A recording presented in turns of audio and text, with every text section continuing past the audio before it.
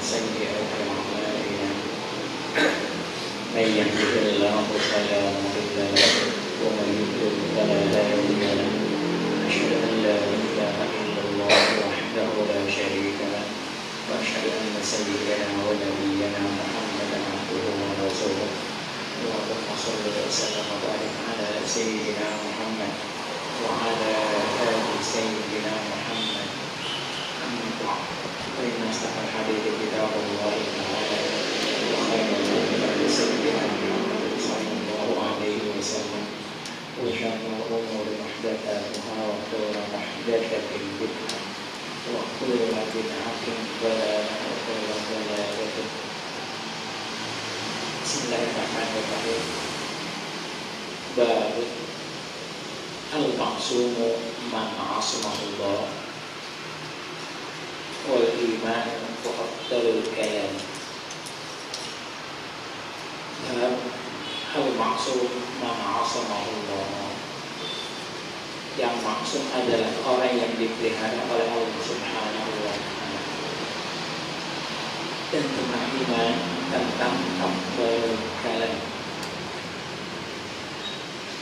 An Abi Sa'id al-Khudri radhiyallahu anhu an Nabi sallallahu alaihi wasallam qala mastukhlifa khalifatun illa lahu biqanatan. Setiap orang yang menjadi khalifah, menjadi pemimpin, itu pasti ada dua biqanah, ada dua pendamping doanya. Biqanatun ya'muru bil khairi wa taqaddu alaihi. Ada pendamping yang memerintahkan khalifah itu dengan kebaikan, wa taqaddu alaihi, dan menggerakkan orang, menggerakkan dia untuk berbuat baik. Wa biqanatun ta'muru bisyarri wa taqaddu alaihi, dan ada pendamping yang suka ngajarin berbuat yang enggak benar dan menganjurkan gitu. Jadi ini barangkali para pembisik yang suka membisikkan ke telinga pemimpin. Itu kata Nabi setia. Mastukhlifa khalifatun illa lahu biqanatan. Ada pembisik yang memang membisikkan hal-hal yang baik, ada pembisik yang membisikkan hal-hal yang jelek. Dan itu memang konsekuensi dari seorang khalifah. Oleh karenanya setiap khalifah mestinya berdoa agar Allah memberikan kepadanya biqanatul khairin, bukan biqanatul syarrin. Karena itu yang kadang-kadang pembisik itu yang suka mempengaruhi pemimpin, ada biqanah. Ya kita nggak melihat ke pemimpin kita saat ini, tapi pasti ada biqanahnya, ada yang nyuruh begini, ada yang nyuruh begini. Wal maqsumu man asamallahu, wal maqsum man asamallah, ini mungkin ada dhamir yang terkurang. Man asamahullah, karena man itu isim mausul mesti ada aid. Kalau man asamallah itu enggak ada aidnya. Kalau yang dikatakan dari ada tuh man asamahullah. Kalau maksud man asamallahu ini biasanya ada aid yang kedua, man asamahullah. Jadi ada aja, sekalipun kata Nabi mastukhlifa khalifatun illa lahu biqanatan, tapi ada aja pemimpin yang maksud. Wa huwa qalilun nadirun jiddan, yang banyak adalah pemimpin pembisiknya pembisik yang kagak benar.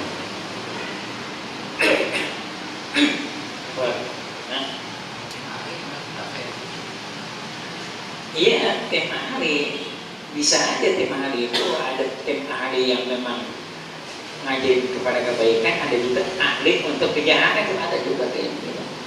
Ada tim ahli, mereka membentuk tim ahli atau kenas ya, atau pertimbangan, itu pun nggak harus sama. Mereka itu kadang-kadang memberikan pertimbangan yang menguntungkan dia, dan itu memang ada. Gitu. Jadi kita jangan terlalu panik kalau memang mereka punya membisikkan. Itu adalah statement yang disampaikan oleh Rasulullah Sallallahu Alaihi Wasallam.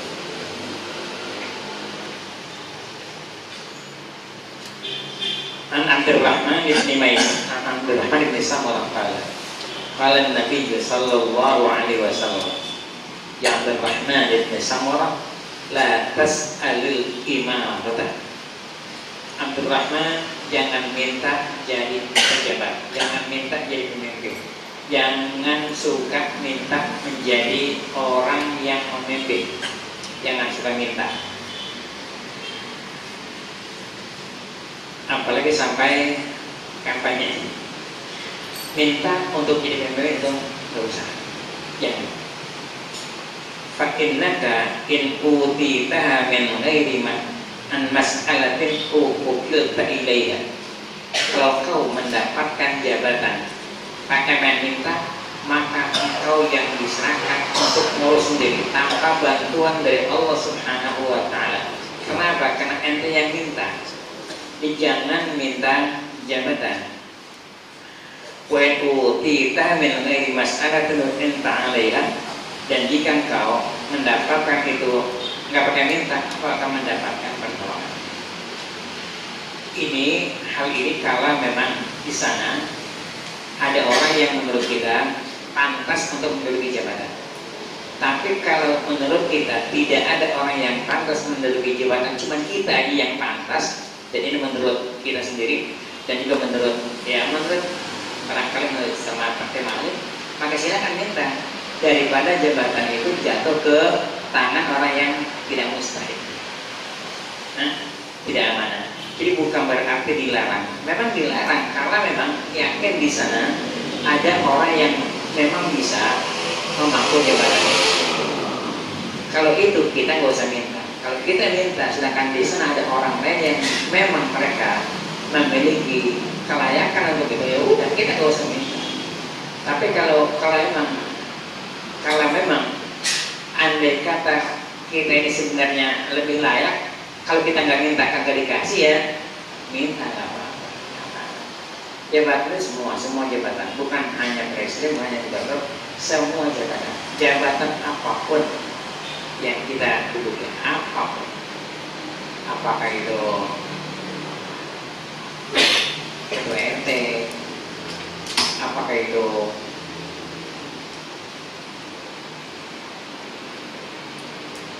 itu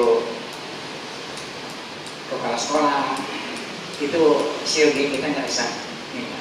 Tapi kalau kita pikir kita yang berhak, kita minta. Jangan sampai jabatan jatuh ke tangan orang yang tidak berhak. Wa idza halafta 'ala yaminin fara'aita ghayraha khairan minha fakaffir an yaminika wa'til ladzi huwa khairun. Kalau kau sumpah atas sebuah sumpah, maka kau lihat yang lainnya yang kau tidak sumpah itu lebih baik, maka langgar sumpah kamu, bayar kafaratnya dan laksanakan yang itu lebih baik. Seperti kita suka tahu ketika terjadi kisah ifk.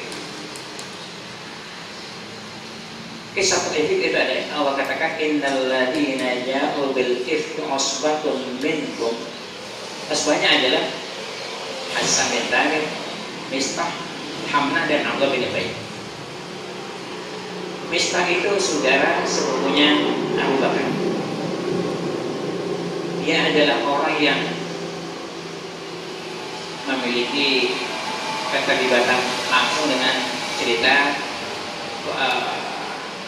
ifk. Setelah Allah turunkan ayat kebebasan Aisyah tidak berbuat apa-apa seperti yang mereka tuduhkan, Abu Bakar marah dengan Mistah. Abu Bakar sumpah, wallahi Mistah mulai hari ini saya tidak akan memberikan donasi kepadanya. Sedangkan biasanya Abu Bakar memberikan sumbangan kepada Mistah karena dia muhajirin, miskin. Abu Bakar itu sering memberikan sumbangan, memberikan bantuan apapun. Tapi setelah Mistah itu melakukan hal-hal yang menurut kita yang menuduh Aisyah, Abu Bakar sumpah tidak akan memberikan sumbangan. Allah tegur, wala ya'tali ulul fadli minkum was-sa'ati an yu'tul qurba, jangan sumpah orang untuk tidak memberikan apa-apa kepada kerabatnya. Maka mulai sekarang kita bahkan dia bayar kafaratnya dan dia kembali memberikan apa-apa kepada misbah. Ala tuhibbun an yaghfirallahu lakum. Bahkan mengatakan ana uhibbu an yaghfirallahu li, dan dia bayar kafaratnya dan dia laksanakan seperti yang biasa. Maka kita ini andai kata sumpah dan kita lihat yang lain lebih baik, maka kita bayar kafar sumpahnya dan laksanakan. Orang sumpah barang nggak sumpah, wallahi barang mereka itu. Wah, kalau masuk ngaku ke sana, tapi kalau dilihat sekolah itu bagus, kenapa dia masukin? Dan supaya bagaimana? Bayar kafarat sumpah. Jadi kalau orang itu sumpah dan sebenarnya yang dia sudah supaya lebih baik, maka bayar kafarat sumpahnya dan laksanakan. Wa qala ta'ala wala tattakhidhu aymanakum dakhalan bainakum fatazilla qadaman ba'da thubutiha wa tadhuqus su'a bima sadattum an sabilillahi wa lakum 'adzabun.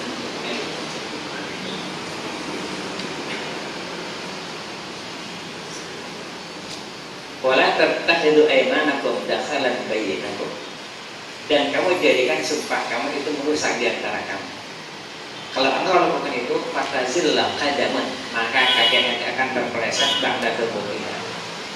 Wa tadhuqus su'a, dan kau akan melaksanakan adab bima sadattum an sabilillah, karena kamu menahan fisabilillah, wa lakum adzabun 'adzim, dan kamu akan mendapatkan siksa yang besar karena sumpah itu dijadikan main-main.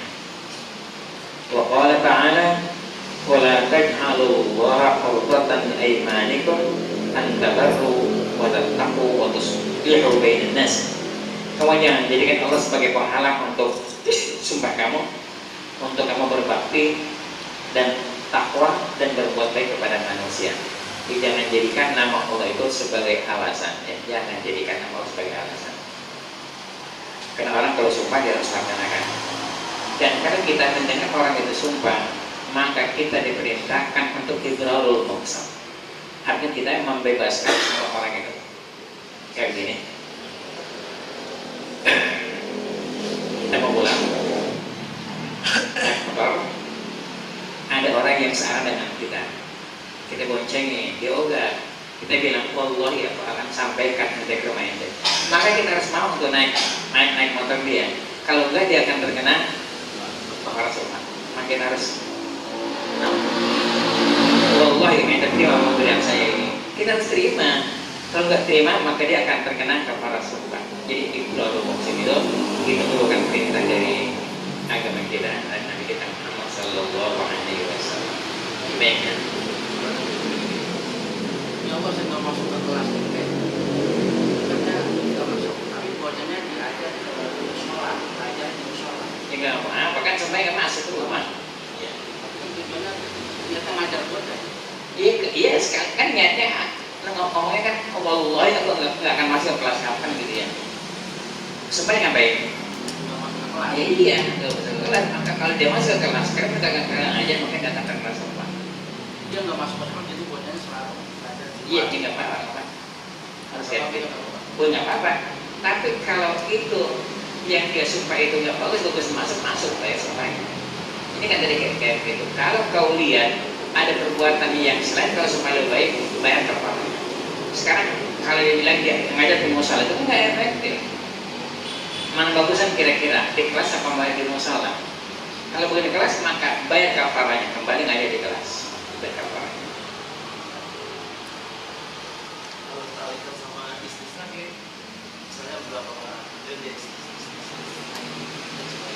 Istisna itu baru berlaku kalau mau tahsil.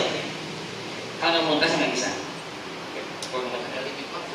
Iya, harus mau tahsil. Tahsil. Kalau bilang, gua nggak mau masuk kelas kamu, wallahi nggak masuk kelas kamu, gitu kan? Udah 2 hari baru istisna, itu nggak bisa. Istisna.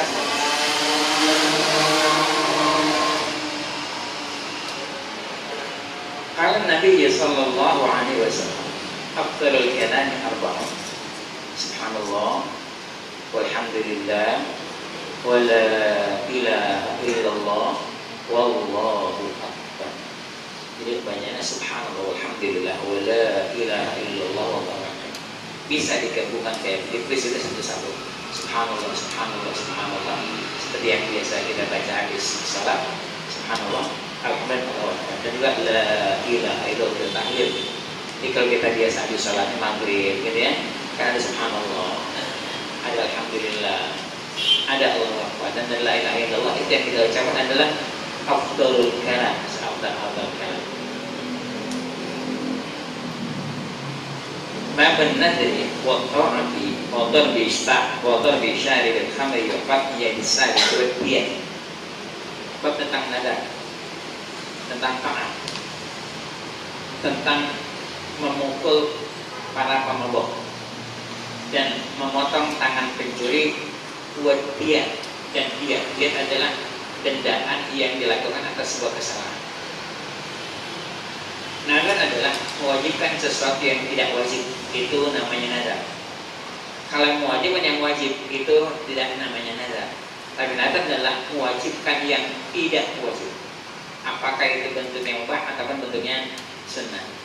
Orang nadar saya nadar akan melaksanakan witir selama setahun. Maka itu wajib. Yang tidak wajib menjadi wajib. Itu nadar. Itu ada nadar yang namanya nadar hujan, nadar pakai taklid. Dan itu yang kata ulama, yang kata Nabi, nadar itu hanya keluar dari mulut orang yang pelit. Kalau nggak nadar dia nggak kerja. Dia nadar, saya nadar, kalau saya sembuh saya akan berbuat kayak begini. Kalau nggak sembuh, itu kan pelit namanya. Saya nadar, kalau saya sembuh saya akan bantu pesantren. Kamu nggak akan bantu pesantren. Kalau sembuh, itu nadar yang dikatakan nadar itu keluar dari mulut orang yang pelit. Kalau pakai kalung, kalau nggak pakai kalung nggak apa-apa. Saya nadar, saya akan berikan pesantren ini sebulan sekian. Saya akan potong dari gaji saya. Itu nadar. Dan itu nggak termasuk nadar yang kayak begitu. Karena dia punya gaji, mungkin gaji gede, dan dia nggak akan habis makan gaji itu, dan dia nadar. Kenapa dia nadar?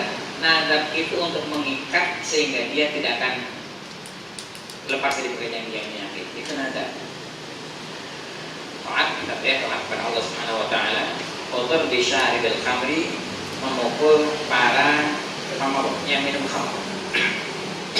Minum khamr. Apa itu khamr?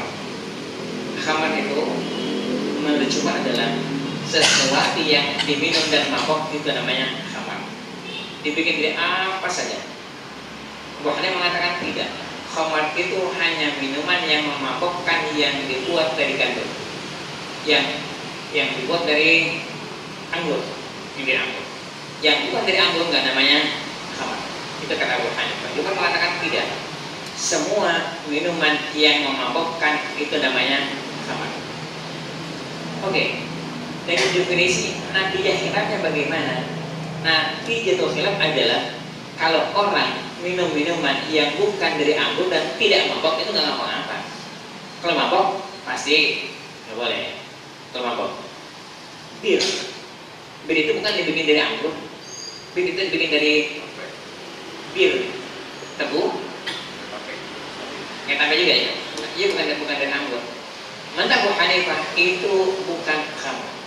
Kalau bukan khamr, selama bukan khamr, nggak mabok nggak ngapa-ngapa. Mabok tetap haram. Tapi kalau khamr dikit pun nggak boleh, sekalipun nggak mabok, sekalipun hanya sedikit. Kalau itu khamr itu nggak boleh. Itu adalah nanti itu khilaf. Kalau mabok sih bikin dari apa aja pasti nggak boleh. Kalau itu mabok, kalau sampai dibikin mabok. Tapi kalau nggak mabok kita lihat, menurut Abu Hanifah kalau nggak mabok nggak ngapa-ngapa. Asal tidak dibikin dari anggur. Tapi Jumhur mengatakan tidak. Setiap minuman yang memabukkan, sekalipun minum nggak mabuk. Barangkali kalau khamr, kalau arak segini mabuk, barangkali ya. Kalau bir yang bukan dari arak segini nggak mabuk. Umpama ini hanya umpama. Ini kira-kira apa hukum minum bir? Menurut Abu Hanifah, selama nggak mabuk itu nggak apa-apa. Tapi menurut jumhur itu nggak boleh. Kenapa? Karena ada minuman yang memabukkan, dibikin dari apa aja, namanya khamar. Khamar itu nggak boleh. Pokok ya disariati dan memotong tangan pencuri, buat dia dan datang dia itu dendaan yang diwajibkan kepada orang kalau dia berbuat jinayat kepada orang lain, apakah membunuh ataupun memotong anggota tubuh. An Aisyah radhiyallahu anha qala Nabi sallallahu alaihi wasallam man nadha an yati' Allah fala yati'hu wa man nadha an ya'siyahu fala ya'sihi. Yang nadar taat kepada Allah laksanakan nadarnya, dan yang nadar untuk maksiat jangan melaksanakan nadarnya. Anaknya kuliah begitu selesai dia nadar, anak saya yang pintar ini dapat jodoh maka saya akan panggil dangdut ya 2 hari 2 malam. Itu nadar maksiat. Sekalipun nadar itu tinggalkan. Nadar itu wajib dikerjakan kalau nadar itu An Anas bin Malik radhiyallahu anhu anna Nabiy sallallahu alaihi wasallam daraba bil khamri bil jaridi wan ni'ali. Nabi sallallahu alaihi wasallam memukul tentang khamar dengan jarid. Jadi itu manggaran korma. Tahu mah? Kalau bakar mah tahu enggak ente?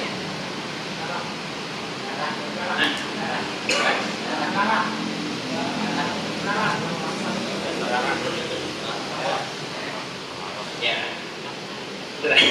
berapa? Akaran manggar.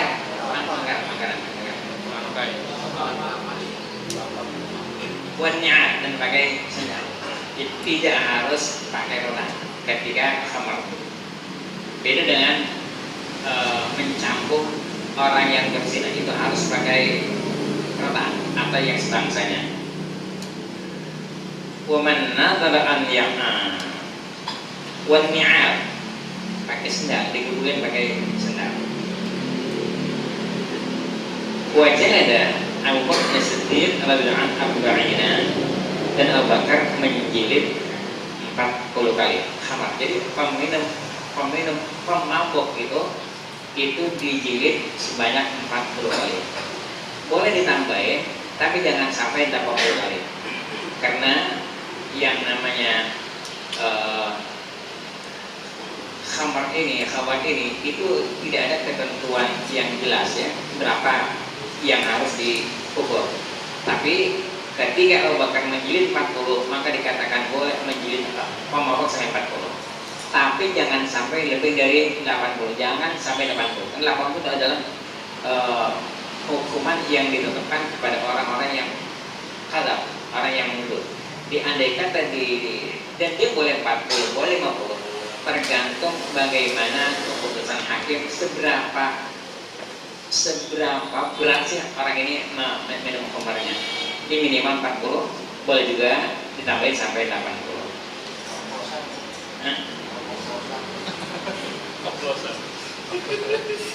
Dibikin dari apa dia? Ini khamar dari arak pasti khamar. Dari kalau bukan arak sama seperti tadi. Bagaimana mabuk enggak? Kalau mabuk maka wajib dicambuk. Banyak apa? Iya, teman udah ya. Dan hukum ini ditetapkan dengan salah satu dari 2 alat bukti. Pertama, ngaku. Kedua, ada saksi.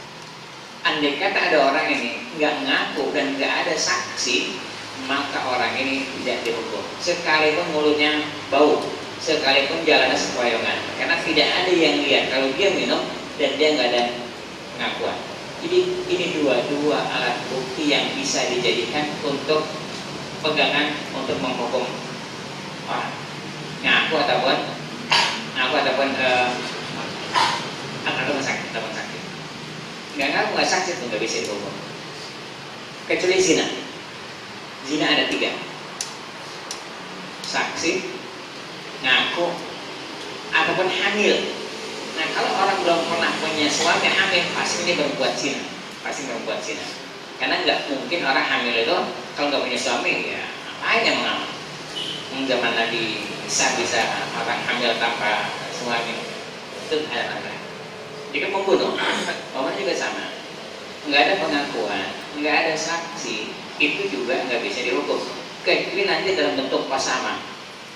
Qasama itu adalah orang yang menuduh kelompok sana membunuh keluarga dia, dan ada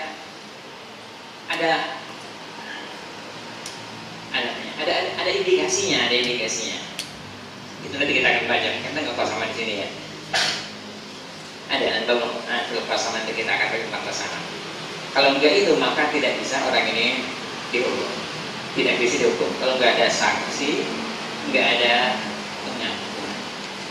Jessica, Allah alam belum enggak, karena deklarasi mengaku dan belum ada saksinya. Karena agama mengatakan lebih baik membebaskan, kalau hakim punya keraguan ya, lebih baik membebaskan orang yang bersalah daripada menghukum orang yang tidak bersalah.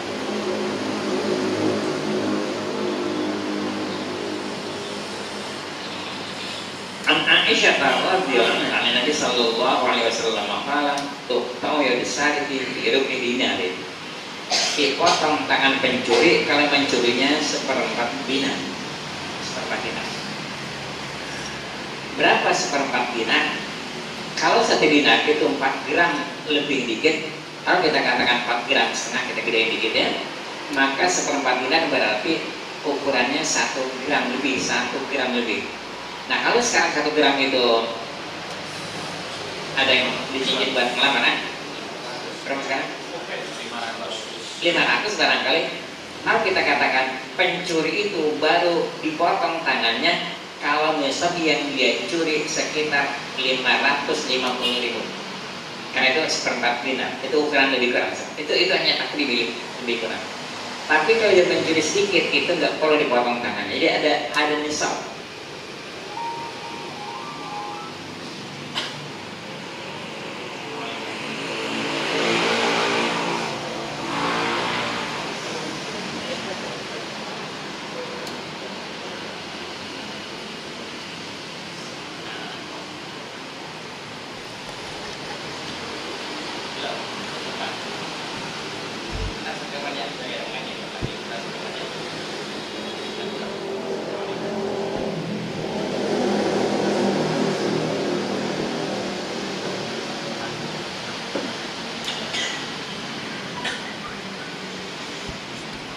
Jadi pencuri itu potong tangannya dengan syarat.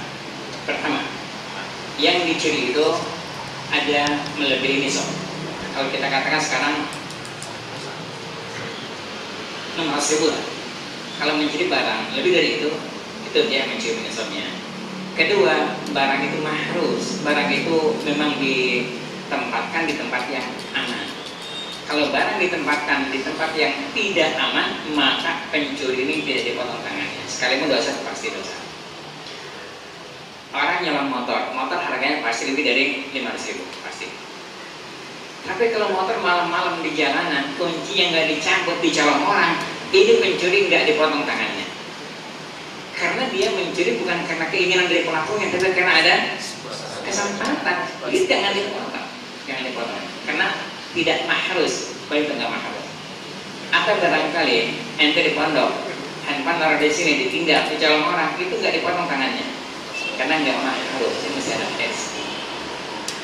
Juga bukan mencuri milik dia sendiri. Kalau mencuri milik dia itu nggak dipotong tangannya. Kalau mencuri milik dia, iya barangkali gini, ada orang utang kagak bayar, diambil aja enggak? Gitu. Mencuri juga namanya dalam sisi agama itu mencuri, tapi itu nggak dipotong tangannya. Dan juga orang tidak, Umar pernah di zaman Umar tidak mencuri tangan orang, memotong tangan pencuri. Kenapa? Saat itu terjadi pacaklik yang sangat parah. Dan orang memang nyolong buat nahan. Umar tidak memotong tangan pencuri daripada orang itu mati dan tinggal makan. Jadi ada syarat-syarat tertentu di mana pencuri harus dipotong tangan. Puasa dia perlu faktor ayat. Pak, ini kalau kita baca usul itu usul tafsir. Ayat ini mujmal ini. Ayat ini mujmal. Kamu aydiyahuma, potong salah satu tangan keduanya. Yang kanan yang kiri. Yang kanan yang kiri. Ini kan mujmal. Allah nggak boleh yang kanan. Nah, tapi karena mujmal itu perlu kepada bayan, bayan itu bisa dengan Al-Quran, bisa dengan hadis. Bayan itu bisa langsung, bisa enggak. Seperti kalau Allah mengatakan wa kulu washrabu hatta yatabayyana lakumul khaytul abyad minal khaytil aswad. Itu masih mujmal. Ditafsiri, dibayangkan minal fajr. Itu dibayangkan, itu bayannya langsung, Ada bayannya yang tidak langsung. Bisa bayan dengan hadis tentang pencuri. Ini bayan dari Nabi kita Muhammad SAW. Karena ketika Nabi memotong tangan pencuri, Nabi potong tangannya. Udah potong tangan kanan, mencuri lagi, potong kaki kiri, Udah dipotong kaki kiri, mencuri lagi, potong tangan kiri. Masih mencuri lagi, kan tinggal sisa nih, tinggal satu, potong kaki kanan. Mencuri lagi,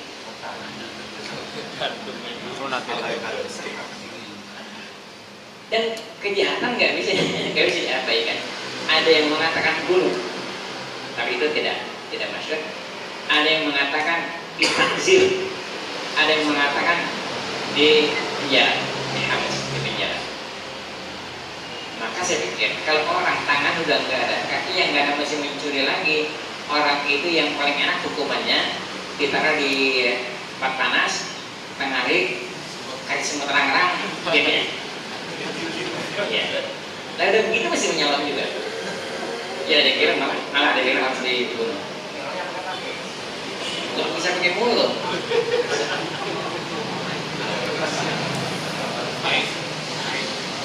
Terkait dengan masalah ini, tadi kan Pak Tokoh Aidiyahuma kan dibayangkan apakah mau tangan kanan dulu, baru tangan kiri, dan kaki kanan kan.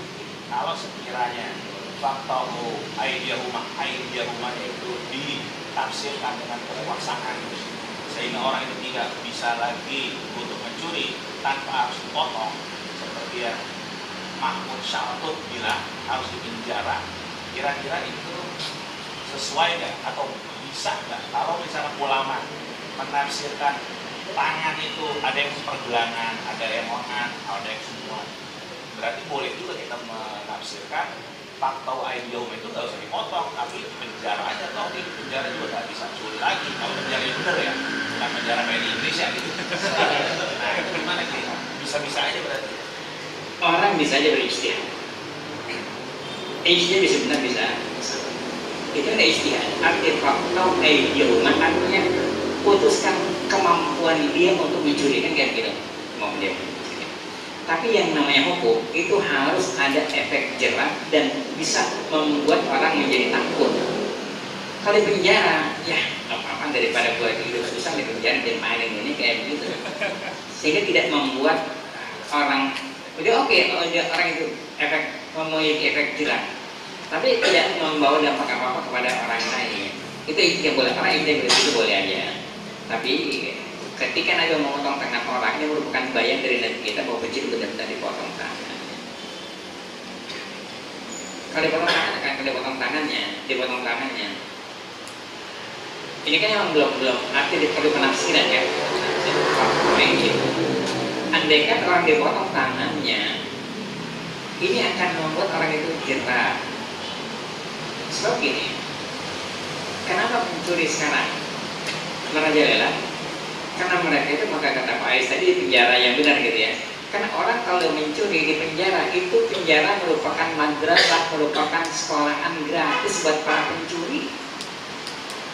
Gratis. Kita bisa lihat sekarang di penjara itu mereka masih bisa menjual narkoba di penjara. Bisa kan? Bisa. Sekarang saya bilang ada pencuri ayam di penjara, masuk ke penjara, kan ketemu dengan para pencuri itu. Lu ngapain masuk kemari? Gue nyolong ayam. Ayam lu colong barang itu harganya sih. Ini ayam barangkali harganya ada 500.000 kalau hal itu banyak. Ayam, apaan ayam? Itu masuk balik kenapa? Gua dong nyolong motor itu tuh bisa dibilangin nyolong motor begini caranya. Jualnya di mana? Jual di sono ada tempatnya no. Sehingga pulang di penjara belum nyolong ayam jadi nyolong. Itu artinya penjara merupakan madrasah sekolah yang bagus untuk para pejabat.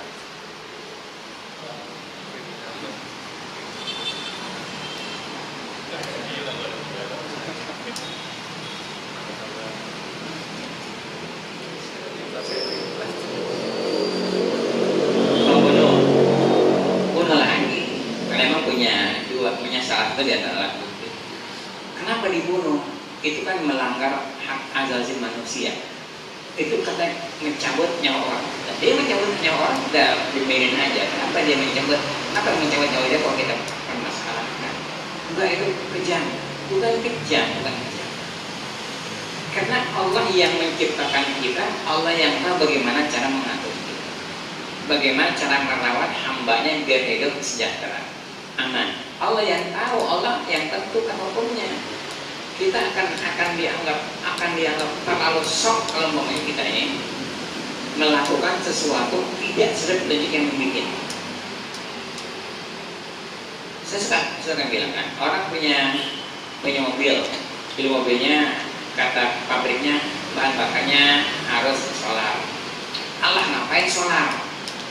Masa orang kaya pakai solar? Dipakai bensin, kan jalan mobilnya. Atau bisa bensin, pakai solar nggak jalan. Kenapa?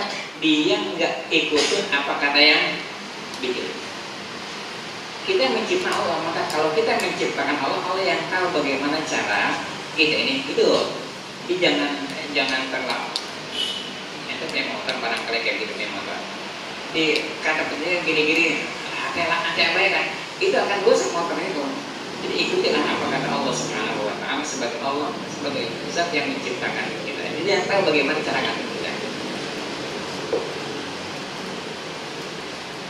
Ani bin Umar radhiyallahu anhu qala Rasulullah sallallahu alaihi wasallam dan yazalul mu'minu fi fushatin min dinihi ma lam yusib daman haraman. Senantiasa orang mukmin dalam ketenangan dalam agamanya selama tidak melakukan perbuatan yang membunuh daman haram. Jadi orang mukmin mesti jauh-jauh lah selama nggak membunuh. Qala ta'ala wa may yaqtul mu'minan muta'ammidan fajazaohu jahannam. Yang membunuh mukmin yang sengaja maka balas jahannam. Man qatala mu'minan fajazaohu jahannam. Ada kata-kata jahannam khalidan fiha. Jahannam membunuh yang urut. Ini ada dalam Al-Qur'an yang kayak gitu. Ada kata-kata wa may yaqtul mu'minan muta'ammidan jahannam khalidan fiha. Jahannam khulud.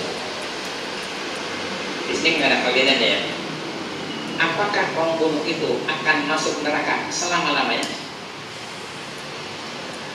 Sekarang dia fajazaohu jahannam. Bahasa adalah jahannam. Kalau kita ditanya, neraka kan bervariasi. Jahannam itu neraka yang paling hebat, yang paling berat, atau jahannam yang neraka yang paling ringan? Apa biasa kita sebut? Jahannam itu neraka yang paling sadis atau yang paling ringan?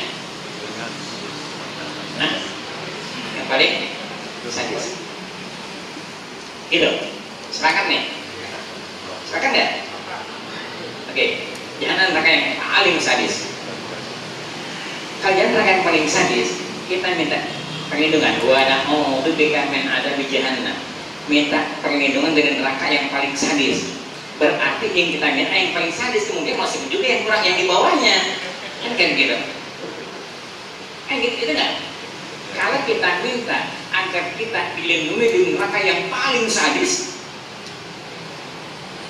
tidak ada kemungkinan dimasukkan ke dalam neraka yang kelas bawah, kan kayak begitu. Gimana? Hah? Gimana kira-kira?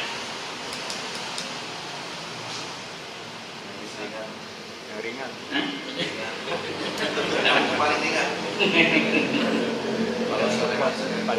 Ya kan gitu. Kalau kita minta ya Allah jangan masukkan aku ke neraka yang paling sadis.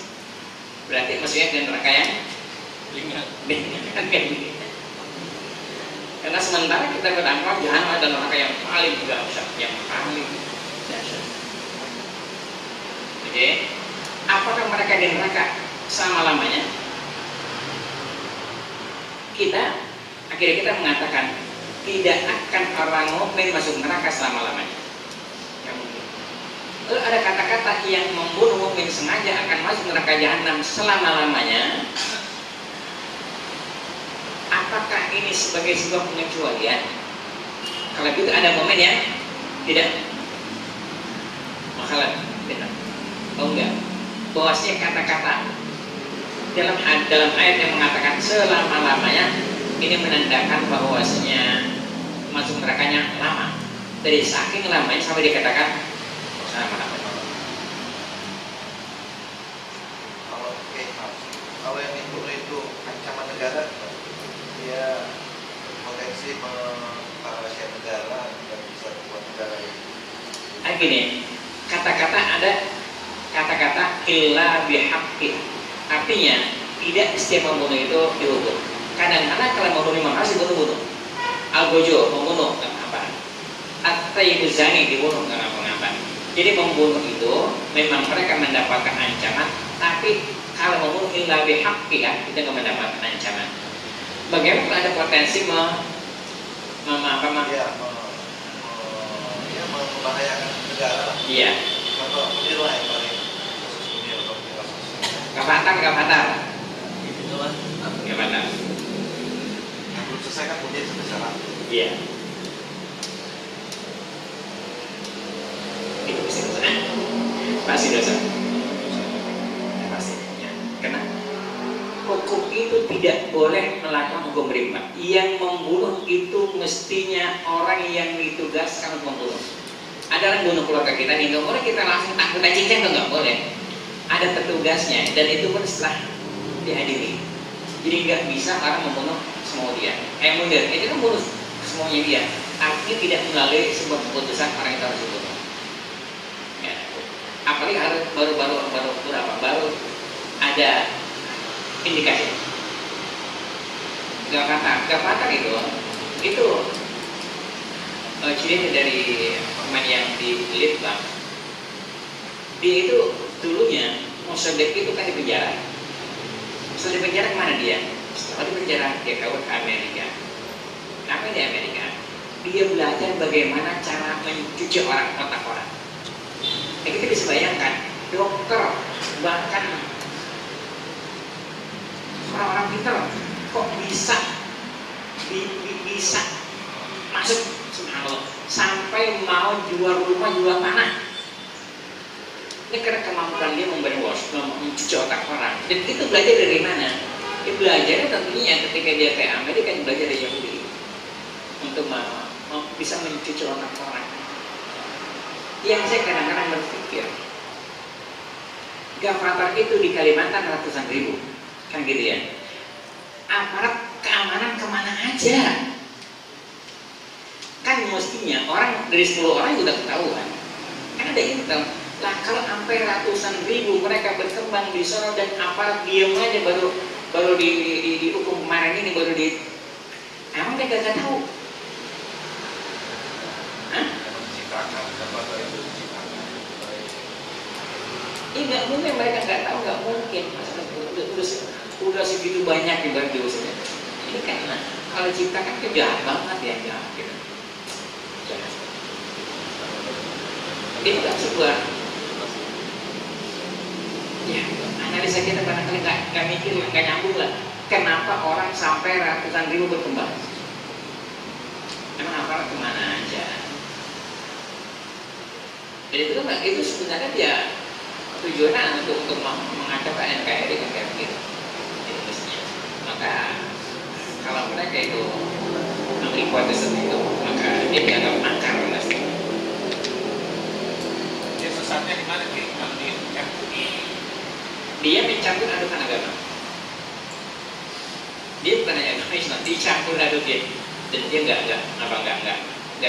konfliknya kira-kira apa sholatnya nggak wajib atau Iya, di antaranya itu. Di antaranya itu. Wajib sholat, wajib puasa. Dan mereka sekarang sebenarnya nggak suka dengan MUI. Saya nggak suka, maka kalau ada pendekatan ke sana itu jangan memakai baju MUI. Mereka nggak demen dengan MUI. MUI masuk pasti dari mereka, karena mereka menganggap MUI itu lawan dia, lawan mereka. Jadi andai kata ada yang mau ke sana, sebaiknya jangan menggunakan baju MUI, baju KUB. Ya.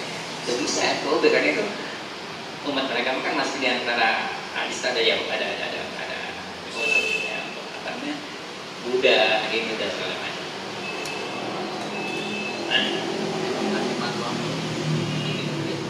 Ya, kan kerjaan itu fatwa, regulasi pemerintah. Ini loh kayak begini regulasinya. Dan sekarang emang subhanallah.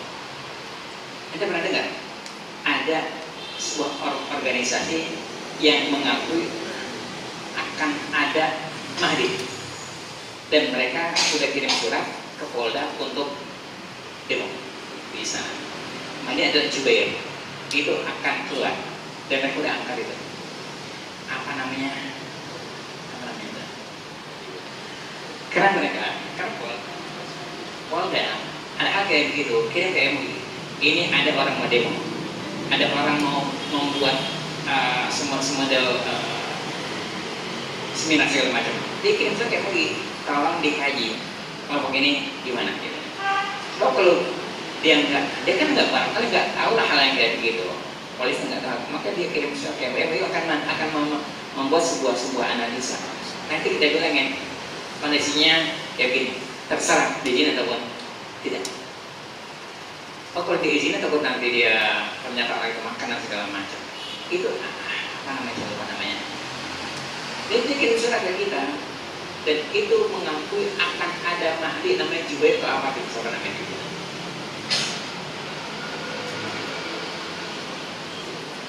وقال تعالى أيضا والذين لا يدعون مع الله إلها آخر ولا يقتلون النفس التي حرم الله إلا بالحق ولا يزنون ومن يفعل ذلك يلقى أثاما يضاعف له العذاب يوم القيامة ويخلد فيه مهانا إلا من تاب وآمن وعمل صالحا فأولئك يبدل الله سيئاتهم حسنات وكان الله غفورا رحيما.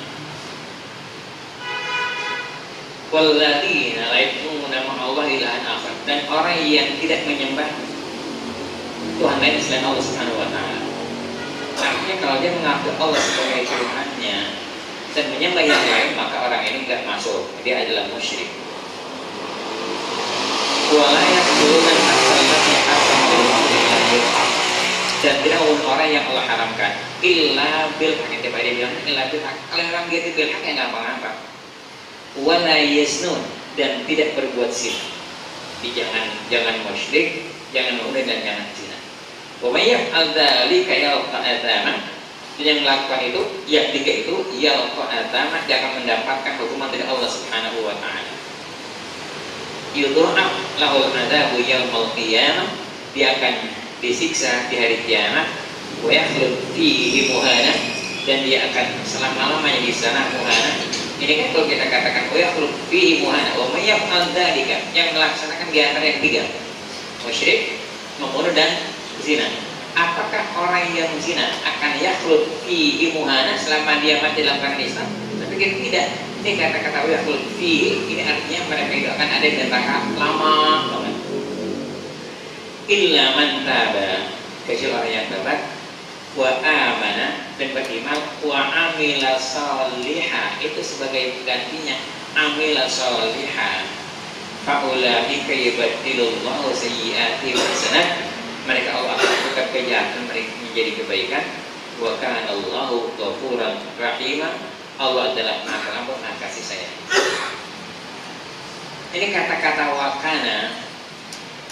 Kalau kita baca hadis kanan Nabi Sallallahu Alaihi Wasallam, berarti dulu. Tapi kalau kepada Allah jangan diarti dulu. Jangan wa kana Allahu ghafuran rahim. Jangan diarti dulu Allah pengampun, jangan kayak begitu. Untuk Allah itu tidak mungkin di sana. Allah Akbar.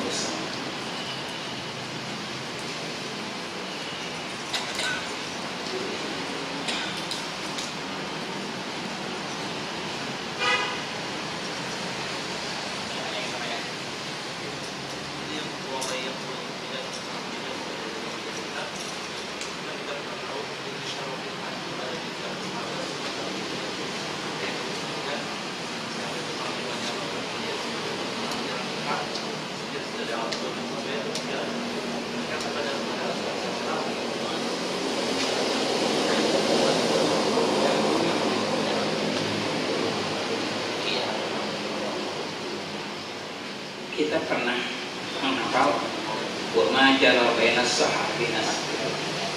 Segala sesuatu yang terjadi antara sahabat kita nggak perlu dengan permulaan. Dan mereka itu berperang, bukan membunuh loh, berperang beda. Kalau membunuh kan orang lagi ngapa-ngapain dibunuh. Berperang itu beda. Sekarang ini berperang juga membunuh, tapi hukumnya berbeda. Jadi antara para sahabat, mereka melakukan itu karena ijtihad. Seperti ketika Abdullah bin Zubair di Mekah terbunuh, itu karena dalam keadaan perang. Kenapa? Karena Abdullah bin Zubair itu adalah orang yang akan menjadikan Mekah menjadi negara tersendiri keluar dari pemerintahan Muawiyah. Akan diserang oleh kaum Muawiyah, diserang kayak begitu. Abdullah bin Zubair, dan dia orang yang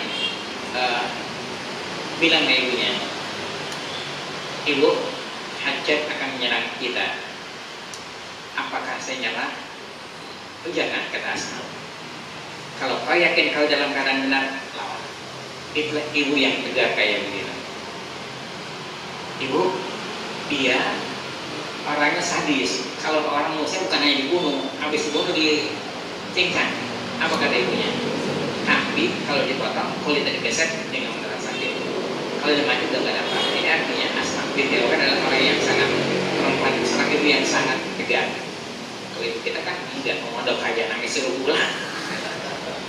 Maksudnya nggak enak di pondok, pulang lah, nggak di pondok sini pengen sekolah. Ini kan bukan ibu yang tegar kayak begitu, ibu yang tidak ingin anaknya itu maju kayak begitu. Ada lagi mungkin? Ini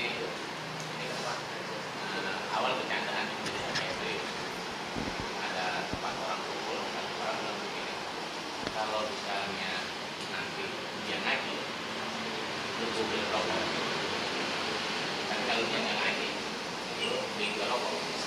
Nah, yang ditantang itu nggak mau, dia bilang udah, lu ngajar dah. Kalau misalnya dia tidak mau ngaji, awalnya bercanda, dan akhirnya ngajar. Pertama, kenapa kau pakai rokok? Ya lu sudah rokok bisa. Iya, kenapa kau? Mestinya kalau dia ngaji, gue berhenti ngerokok, mestinya kayak begitu. Jangan berhenti ngerokok, gue berhenti ngerokok, itu mestinya yang berhenti ngerokok. Kedua, itu ada semodel mengajak untuk judi. Ada kata Nabi dalam fikih mengatakan kalau ada orang ngajak judi, itu silbinya bersalah. Karena ngajak aja itu dikhawatirkan akan berdosa. Ya kan, berdosa. Ngajak judi, ngajak diam nih. Kita ngomong nih, taruhan nih, takut dia jadi datang, gue buat traktir makan. Itu juga buat gambling, nah itu nggak boleh. Karena dia tahu nih kayak kagak mau datang, nggak orang acaranya banyak. Ada apa? Gue udah ngomong. Ayo, taruhan. Kalau di dalam, gue kasih makan di restoran. Itu juga gambling, itu nggak boleh. Itu sama dengan khimar. Kata Nabi, orang yang melakukan itu harus membayar sedekah satu dinar. Gitu. Awalnya apa? Bicara, iya. Akhirnya Dia nazar. dia nggak apa-apa. Tapi sekarang nazar akan bikin rokok gitu ya. Tadi kita udah baca, nazar taat kerjain, nazar maksiat jangan. Rokok itu taat atau maksiat. Nanti kita baca, nazar taat. Rokok belum tuntas ya. Sampai kapan insya Allah nggak tuntas? Iya. Kalau rokok itu baru didapati sekarang masih orang mengatakan haram. pakai ganja. Kenapa ganja? Orang kan berbelah kaki dapatnya. Tapi kalau ganja dari dulu orang akan mengatakan macam-macam. Apa gitu juga. Jadi nazar kok kenapa harus belian apa? Jadi kita lihat belian apa jangan. Tapi kita baca kan. Nazar taat kerjain. Nazar maksiat jangan. Persoalan kita adalah ngerokok itu taat atau Taat.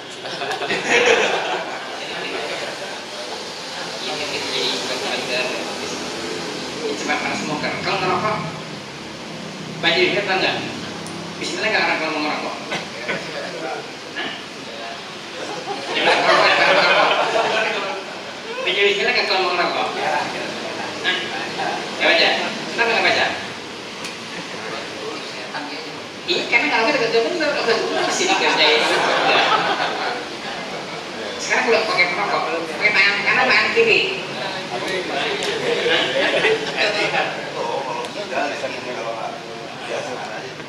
Ya seperti inilah. Ya karena masih berusaha. Kenapa itu siogianya gigi?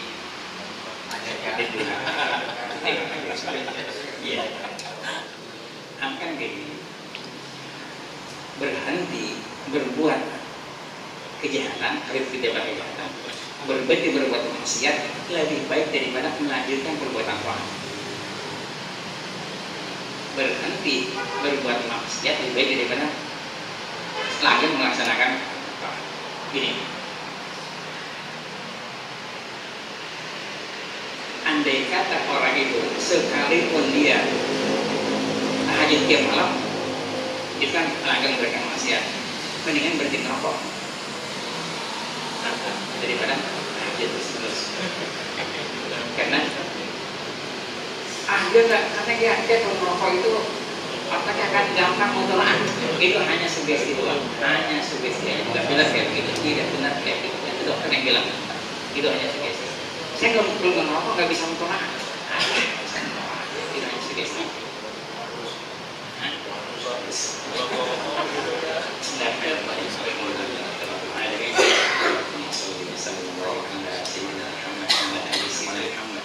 Allahumma ati nufusana taqwaha wa zakkiha anta khairu man zakkaha anta waliyuha maulaha.